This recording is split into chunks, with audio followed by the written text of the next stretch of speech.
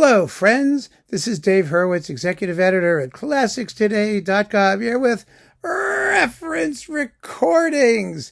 And today we have a really unusual reference recording because it's not a reference recording single work thing. It's a reference ensemble. And I can't really think of any other ensemble that is a reference in everything that they did. But there is one, and it's the Beaux Trio. Here they are, 60 CDs of reference recordings on Philips. Now, Decca now, of course it was Philips, now it's Decca. Totally out of print, of course. This is also ripe for reissue. Oh, God. You know, it is an amazing thing what this group accomplished. Because before they existed, there were no fully constituted, regular, full-time type piano trios that had international reputation at this level. You know, most piano trio repertoire, let's talk about it generally. Let me get comfy here. Most piano trio repertoire consisted of three famous soloists. You know, Casals, Thibaudet, and whoever it was. There was, Courteau. You found a great pianist, a great violinist, a great cellist, or Heifetz, one of them, usually greater than all the others, who would dominate, and you stuck them together and you played piano trios. And that was how the piano trio repertoire got recorded, and that's how it was disseminated. And you have to remember that chamber music is a subset of the classical music world. It's a rather rarefied subset of the classical music world. It's a niche of a niche. And the piano trio repertoire is a niche of a niche of a niche because the major constituted regular chamber ensembles are string quartets. Those we always had.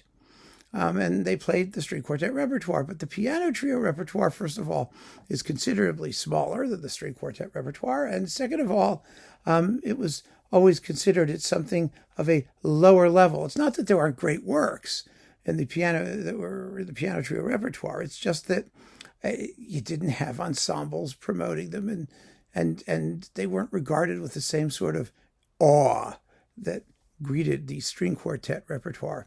And so to have the Beaux Trio come along and play all of this music at the very, very highest level, artistically speaking, and just so you know who they were, it was Menachem Pressler, Isidore Cohen, Daniel Gillette, who was replaced eventually by Isidore Cohen, right?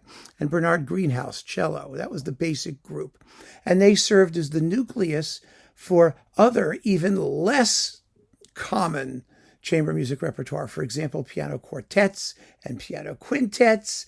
And because you had this basic ensemble, they were able to invite people to do other things, and they could really realize a vast range of chamber music that was all written by some of the greatest composers ever, but which didn't get a lot of play or a lot of attention on disc. It was an extraordinary thing. And as a result of this whole program that they undertook, they became the reference. If you wanted a piano trio, you started with the Beaux Trio. And since their initial achievement, there, of course, have been a whole series of other excellent piano trios that popped up, Trio Wanderer, Trio Fontenay, the Florestan Trio, all of these other wonderful piano trios, almost all of whom, by the way, recorded for independent labels, although I think Fontenay was on Teldec. But basically, it remains kind of a niche. And although some of these other trios are extraordinary, wonderful ensembles, they're beautiful, terrific, and they've done performances of this music that others may like more than the Beaux Arts performances, they have not achieved anything like the cachet that the Beaux Arts Trio has, because they were on a major label. Philips was smart. They basically had this repertoire to themselves, even though there were many other recordings of the Beethoven trios and the famous ones, the Archduke and some of the other famous piano trios, the Schubert trios and whatnot. Yes, there were other major recordings by very, very major artists and wonderful performances. But these guys essentially owned the repertoire. They were the reference. They are the reference. They still are. And it's tremendous. And in the course of exploring this repertoire, they discovered lots of music by major composers that we didn't know. The Haydn trios, the Dvorak trios, Charles Ives piano trio, things, remarkable work that they did, not only in the standard trio repertoire, but in taking us beyond what that repertoire consisted of. So I want to tell you what's in here. And, we don't have to go into it in any huge amount of detail because it's just going to be a list of composers. That's what it is. And it's a remarkable one. It really is. There's a lot of great trios, especially composers who wrote singleton trios. And, that's really, or trios that we never paid much attention to that were very, very fine. And just listen to this list of composers. 60 CDs in that box. All right? You've got trios and other works, including, and I'll tell you what those are when we get to them. 2 piano trios. We begin with Arensky. Yes, Russian groups on Melodia did his piano trios, and since other people have done them, but did anyone care? Did anyone notice? But when the Beaux-Arts did them, you went, oh, the Beaux-Arts trio, maybe I'll listen to them. They must be good. That's what a reference is. A reference ensemble. There aren't many things like that. We're going to talk about some of those, I think. Reference beings, reference recordings, from artists who are themselves reference recordings, just because of who they were. And then we have Baker. Baker? Roots 2, it's called. It's a piano trio. The Beethoven piano trios. Okay, well, they did those a couple times. There are a couple piano trio cycles, one in the 60s, one in the 80s. And they're both excellent, and that's lovely.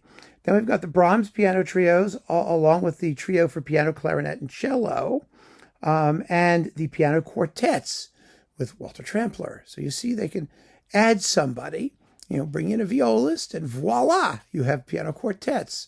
So they were able to do those. Chausson, Chopin, Dvorak. Oh my God, great trios. And nobody knew them except for the Dumke. That's the only one anyone ever heard.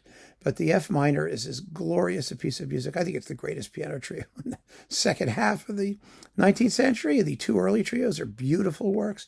And you also have his 2 piano quartets. They didn't get to the piano quintets, but that's great. They did the piano quartets, which is wonderful. And then you have Fauré's piano trio and his 2 piano quartets. And Granados, he wrote a piano trio. There you go. The Haydn piano trio is one of the great discoveries in the history of recorded music. Just read Charles Rosen's The Classical Style, where he talks about the Haydn trio, some of the greatest works Haydn wrote, and nobody knew them. But the Beaux-Arts trio did them all. There are, 40 some odd of them. Yeah, 43 or 44 of them. And their marvelous performances. They are still the reference recording for the Haydn piano trios, because most of the later ones were on period instruments and they sound like crap, quite frankly. And there we go. So we're in good shape there. There are other very fine discs of Haydn piano trios, and some are on period instruments. Don't freak out, but the complete sets on period instruments have not been up to this standard by any stretch of the imagination. 4 Hummel piano trios, beautiful works, wonderful. Hummel was a good composer. He's like, Mozart on steroids. It's really good stuff. Charles Ives, Korngold, the Mendelssohn piano trios, twice. Yes, twice. Why not? Do them 4 times. Mozart's piano trios, plus a whole bunch of other Mozart-y things. We've got, let's see, his Divertimento in B-flat major, the trio with this and things, and oh my goodness, yes. So there are 1, 2, 3, 4, 5. There's 6 piano trios by Mozart. 1, 2, 3, 4, 5, 6. Yes, they're all here, and they did them twice. And this Divertimento piano trio thing, Herschel 254, which they did twice, and the piano quartets, the Mozart piano quartets, fabulous. And you've got the 2 Rachmaninoff trios. Then you've got the Ravel trio 3 times. Can't ever have too many Ravel trios. Then Rockberg, Summer, which is known as his piano trio number 3 is known, George Rockberg. Ned Rorem, Spring, he did Spring Music, which is a piano trio. Saint-Saëns, piano trio number 1. Schubert piano trios, which they did twice, of course. And then his piano trio Sonata in 1 movement in B-flat, which they did twice. and the trio movements, and the piano quintet, the Trout. They did the Trout. Yay. The Schumann piano trio in G minor. Oh, this is Clara, not Robert. Pardon me. Clara Schumann. Then the regular Schumann, Robert. They did his piano trios twice. And the Fantasia Stücke for piano, violin, and cello, and the 2 piano quartets. So, yeah, the piano quartet, and 2 piano quartets. They're both in E flat. I get them confused all the time. No, the quartet and the quintet, they're both in E flat.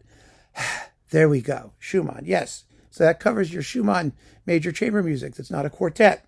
And we've got the Shostakovich trio twice. What a great piece that is. Trio number 2, pardon me. And the Shostakovich piano quintet. The Smetana trio in G minor twice. Tchaikovsky's piano trio twice. Turina's piano trios and Circulio. Oh, those are beautiful works. Lovely works. Wonderful pieces. So they did those. And finally, last but not least, Zemlinsky's piano trio in D minor. I mean, that's some list of piano trios, isn't it? And piano quartets and piano quintets. And they're all here. And they all became reference recordings because none of them are poor. They're all excellent recordings, excellent performances by an ensemble that brought like I said, a new level of chamber music intimacy and harmony and all of those chamber music qualities we love in chamber music, right? Really, a remarkable legacy. And it is a reference legacy. The whole 60-disc shebangy. So keep on listening, friends. Thanks for joining me. Take care.